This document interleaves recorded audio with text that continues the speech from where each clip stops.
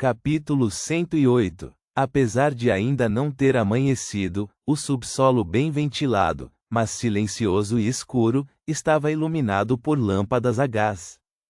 A fraca luz amarela emitida pelas lâmpadas era protegida por um vidro, permitindo que brilhassem constantemente através do túnel vazio e silencioso.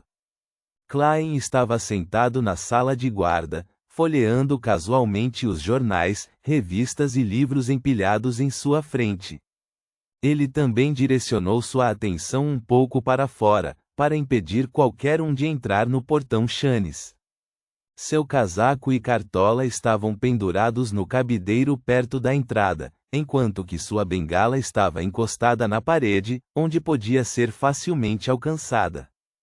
O rico aroma do café impregnou o ar, e Klein não pôde deixar de cheirá-lo. Ele massageava suas têmporas para lutar contra a fadiga pesada que estava sentindo, e também contra o cansaço de seu corpo.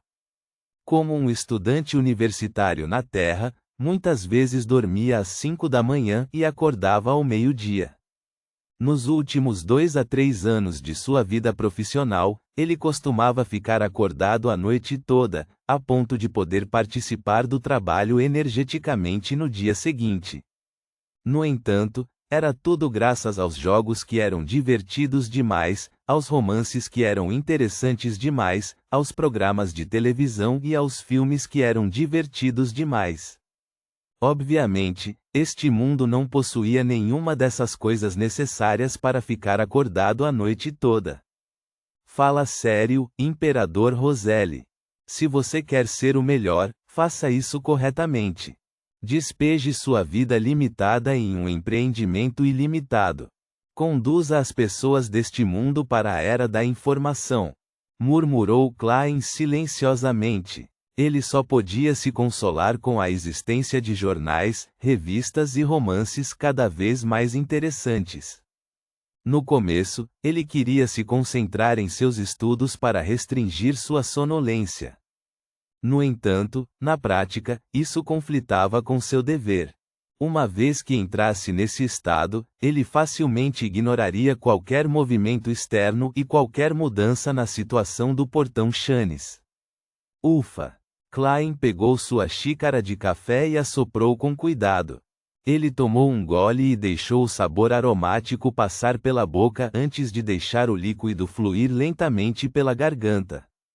Café fermo do Vale da Paz, bastante amargo, mas muito refrescante, elogiou Klein, colocando a xícara de café na mesa. O Vale da Paz estava localizado no continente sul, uma região que produzia grãos de café de alta qualidade. Atualmente estava sendo disputado pela República Intis e pelo Reino Loen. Ambos construíram coloniés nas margens esquerda e direita do Vale da Paz e destruíram o original Reino da Paz. No silêncio misterioso, Klein casualmente pegou uma revista e percebeu que era a Estética das Damas, que falava sobre moda e namoro. Isso deve ser da Rosanne, ele murmurou, achando graça, enquanto folheava com interesse. Talvez tenha sido devido ao avanço repentino da tecnologia das câmeras na última década, mas a revista não apenas fazia uso de muitas ilustrações, como também usava imagens monocromáticas em seu conteúdo, assim como os jornais. Eles convidaram famosas peças teatrais e atores musicais para modelar os encantos e a mágica combinação das roupas. No curto tempo de 7 anos, a nova revista regional de Backlund tornou-se uma publicação convencional que se espalhou por todo o país. O vestido parece bonito, ela também é bonita, Klein folheava casualmente e não escondeu suas preferências. Ele era um homem que havia amadurecido normalmente tanto física quanto mentalmente. Ele sempre apreciou mulheres bonitas, mas há muito havia estabelecido seu objetivo: encontrar um caminho para casa. Por isso, se esforçava ao máximo para manter distância do sexo oposto, para não perder o tempo da outra pessoa ou deixar para trás qualquer bagagem emocional. Quanto aos pedestres, ele era um germafóbico nesse aspecto. Benson e Melissa já eram algemas que não podiam ser removidas, só lhe restava encontrar os meios para compensar isso no futuro. Klein de repente sentiu seu coração pesado e não pôde deixar de soltar um suspiro. Quanto mais se afastava de casa, mais se sentia melancólico durante noites tranquilas. De repente, ele perdeu o interesse em olhar para as belas damas e colocou a revista de lado para então pegar um romance. Vila Montanha Tempestuosa, autora, Force Wall. Klein leu o conteúdo da capa. A noite tranquila, a fraca luz amarela e o livro encadernado em couro lembraram seus dias de juventude quando ele pegava livros emprestado.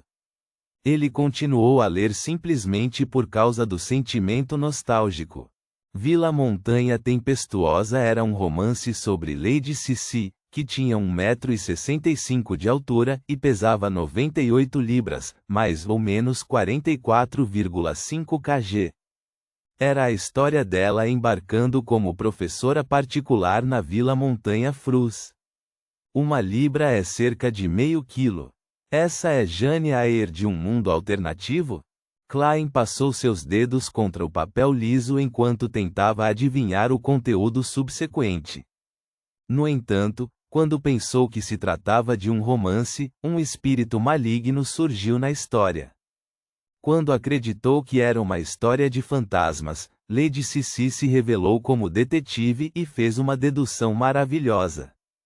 Quando Klein achou que era definitivamente um romance policial, o personagem principal do sexo masculino levou um forte golpe na cabeça e perdeu a memória.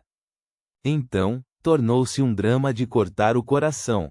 No final, ainda é um livro de romance. Klein fechou o livro e bebeu um bocado de café. Tum, tum, tum, tum. De repente, uma batida feroz foi ouvida enquanto reverberava no sombrio e silencioso corredor vazio.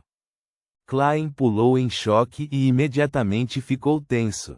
Ele instintivamente sacou o revólver do coldre de axila, ajustando o cilindro e o cão. Então, ele caminhou lentamente até a porta e procurou a fonte do som. Tum, tum, tum, bang, bang, bang. As batidas se tornaram cada vez mais intensas. Klein olhou na direção do som e viu os portões negros, gravados com 7 emblemas sagrados, vibrando. Parece vir do outro lado do portão Chanes? Ele apertou os olhos, seu coração batendo como um tambor. Bang, bang, bang. Klein viu o portão Chanes tremer suavemente, e sentiu o enorme impacto que estava aguentando. Não pode ser, certo? Estou encontrando algo no meu primeiro dia de guarda? Recebi uma compleição sem sorte depois que transmigrei? A mão direita de Klein começou a suar frio enquanto segurava o revólver. Logo, ele lembrou das instruções do capitão.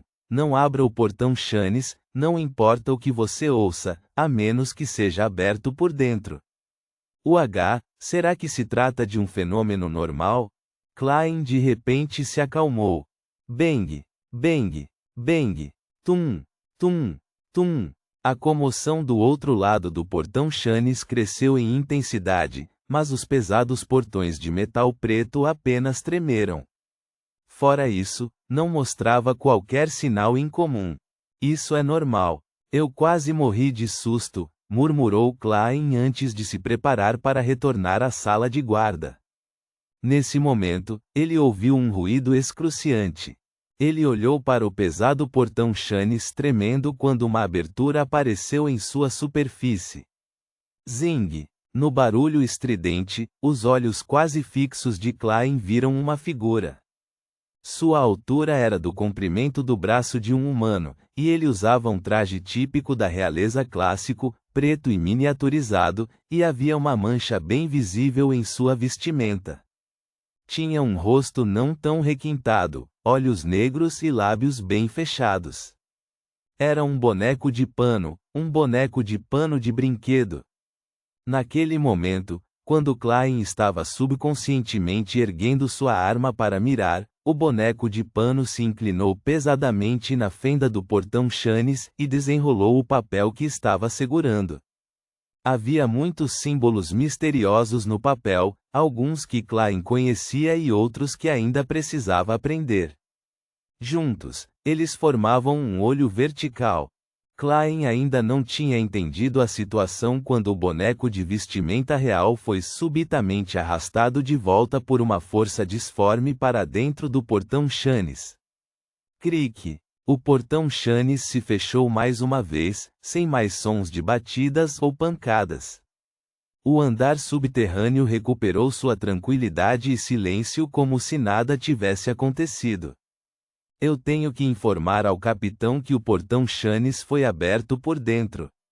Mas que ele se fechou sozinho. Nesse momento, a clareza mental de Klein retornou e ele sentiu alarme, medo e dúvida. Alguns segundos depois, ele lembrou o que era o boneco de pano. Já que era um membro oficial dos Falcões Noturnos, ele havia recebido permissão para saber sobre o artefato selado de grau 3 atrás do portão Chanes. Número 0625. Nome: Fantoche de Pano do Infortúnio. Grau de perigo: 3. Consideravelmente perigoso. Deve ser usado com cautela. Só pode ser solicitado para operações que exijam 3 ou mais pessoas. Classificação de segurança: membro oficial dos Falcões Noturnos ou superior. Método de selamento: só precisa ser separado dos seres humanos.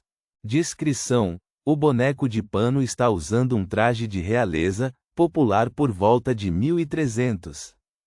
O traje tem uma mancha quase impossível de remover. Não se sabe se a mancha estava presente desde o início.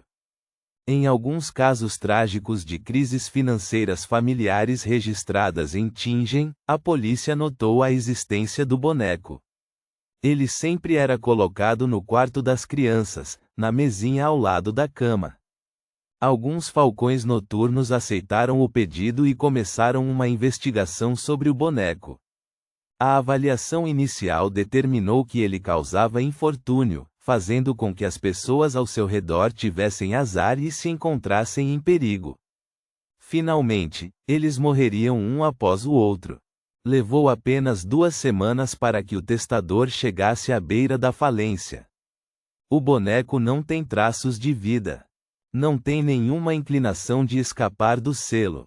Por meio de longos períodos de experimentação, descobrimos que, desde que a pessoa não fique a menos de 10 metros dele por mais de meia hora por dia, não será contaminada pelo infortúnio. Se o infortúnio acontecer a alguém, a pessoa terá sua situação imediatamente melhor desde que o infortúnio seja transferido para outra pessoa. Apêndice: o boneco apareceu pela primeira vez na casa de uma senhora idosa, Tess, que morava na rua debaixo da Rua Cruz de Ferro. Ela era fabricante de brinquedos. Devido à idade avançada e à grave doença do marido, com os 2 filhos tendo falecido cedo, ela não teve escolha a não ser mudar para a rua debaixo da Rua Cruz de Ferro. Este foi o último brinquedo que ela vendeu. Ela trocou o boneco por um pouco de cicuta venenosa e acabou com sua vida e de seu marido, tendo passado fome por mais de 3 dias. Ao recordar as informações do artefato selado 30625, Klein se sentiu ainda mais duvidoso e horrorizado. Não estava escrito que o boneco não tem traços de vida? O documento não dizia que ele não tem nenhuma inclinação de escapar do selo? O que foi que eu vi agora então? O que o arrastou de volta no final? O que o símbolo desenhado no papel que ele desenrolou significa? A cena anterior era como de um assassino psicótico lidando com sua vítima enquanto a vítima bate com força nos portões e clama por ajuda desesperadamente, apenas para ser arrastada de volta. Enquanto esses pensamentos o inundavam, Klein decidiu não tomar nenhuma decisão por conta própria. Ele voltou para a sala de guarda e puxou uma corda. A corda tensionou, a engrenagem girou, e de repente houve um alarme apressado que tocou no segundo andar da companhia de segurança Blackjorn. Leonard Mitchell e os outros sem sono que estavam jogando cartas na sala de recreação imediatamente largaram suas cartas de pôquer e correram para o porão. Ponto.